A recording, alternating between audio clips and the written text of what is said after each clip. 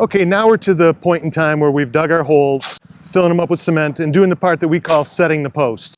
We like to dig our holes somewhere in the neighborhood 42 inches after we've gotten through the roots, obstructions that are in the ground. And a couple of the key elements that go into the fence lasting a long time, staying straight and looking good is belling the hole. It's not always just a matter of the depth, but you want to get the hole a little bit bigger at the bottom than it is at the top so that when the ground freezes, it won't push the post out of the ground. And there is a hole in the post below ground level that cement pours through from the outside to the inside and forms a bond, which also will keep the post from wanting to press out of the cement. Okay, now that we've got the post cemented in the ground, we're going to start constructing the fence. First step will be to take one of the 2x6 top and or bottom rails. This is a CertainTeed, which is a textured wood finish.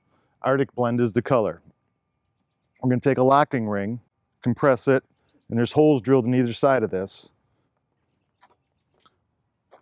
Insert that in there.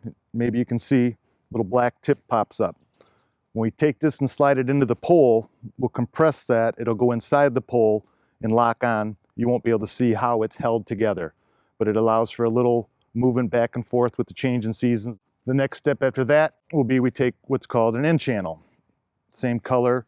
This will get screwed onto the post directly above the slot in the rail. This allows for the pickets to slide in between here, and it allows for a little bit of seasonal contraction and expansion, heat and cold and wind. So there'll be a little bit of vibration, and this will cover any gaps and gives it a nice clean finish.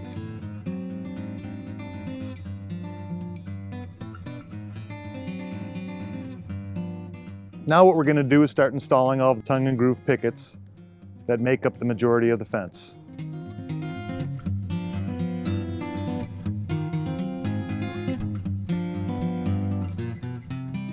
Now we'll slide in the 2x6 top rail, and we'll have a fence section.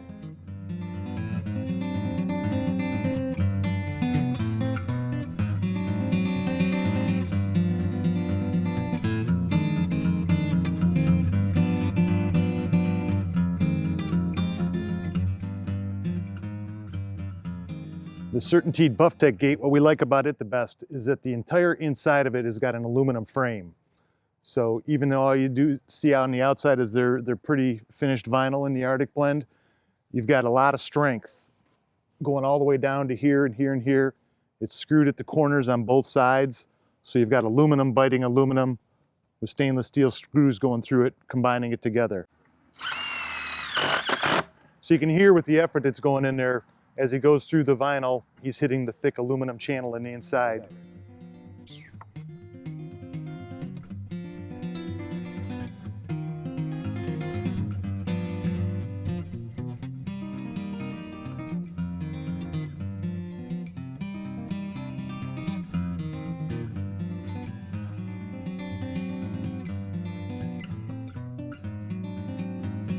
Now as the guys are over working on the 6-foot-tall privacy, I'm going to start assembling some of the 3-foot-tall Manchester, which is in the classic part of their catalog. I mean, I guess classic old styles.